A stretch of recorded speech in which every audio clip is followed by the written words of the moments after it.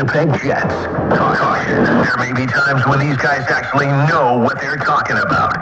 The official Winnipeg Jets pregame show continues on 680 CJOB. You can't stress on what happened before. You got to move forward. And it's what, we weren't happy about Vancouver. Talked about it, looked at it. Now we're getting ready for Edmonton. So we say you flipped your bottom six for the last 2 periods in Vancouver. What was behind the decision to go back to how you started the game versus how you ended it? You know what? We talked to those guys. Just kind of, they knew they had to be a little bit better. And the last couple of years, they've done a pretty good job, against some of the top people in Edmonton. So put them back, they know now what they need to do. And, just sometimes in a game, you're looking for a spark, and kind of got one with making that switch. We got a quick goal from Lowell and them. So, yeah, they know what their responsibilities are, and I'm sure they'll do better tonight. You have a veteran guy like Nino who's been in the league such a long time. He's had scoring slumps before, but talking to him today, he admitted there's all kinds of frustration there. Like, what do you as a coach, what can you do? Do you let a veteran guy kind of try and figure it out a little more on his own than, say, a younger player? No, I think that, we try to, encourage them. And the thing that I always talk about is, are you doing the other things, the other aspects of the game? He's a power forward, and is he doing those things nightly? And that's winning battles, that's getting to the net, being strong on the walls, and, spend a lot more time on the inside of the ice. And, I think if you do that and do it enough times, if it'll bounce your way. And he scores a lot of goals around that net front. And nice to see him get a greasy one. You got him get off and running again. Scott Arniel in conversation with Mike McIntyre, the Winnipeg Free Press, earlier today after the morning skate in Edmonton.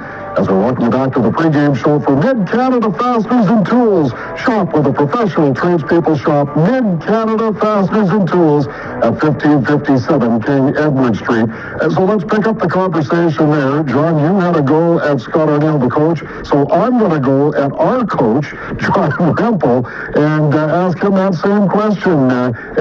Is it a different tack that you take, John, when it's a veteran-type player who might not be scoring at his usual pace as opposed to a younger player who's trying to find their way along?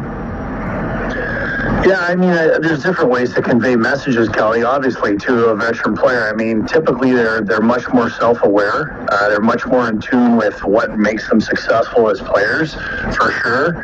And you don't present it the same way to a veteran player, particularly someone that's been in the league as long as, Niederreiter has, and he's frustrated, and that he's trying to do things that I think that are, help him become get back to the kind of player that he can be, particularly offensively. And again, that line is not typically in an offensive role, but can produce offense when in, the right situation, and if they're not in a hard match against the other team's, best line consistently, depending on the opponent. So there's a lot of different factors there. I think what Scott Arniel says is pretty much exactly on it in terms of reminders, in terms of, are you doing the things that normally help you get success? And sometimes you want to bring guys around back to that point where maybe they've strayed from it a little bit like that. Whereas younger guys, sometimes you gotta, there's a little less rope there for sure. There's a little more where you gotta step on guys and really kind of have more hands-on guidance in terms of directing guys with video and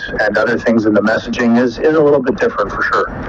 Mike, if there was ever a player for the style that they play who I would bet money on to score a greasy goal, it would be Niederreiter. But you have to go all the way back to that February 4th 3-0 win over Carolina for the last time he was able to plant one.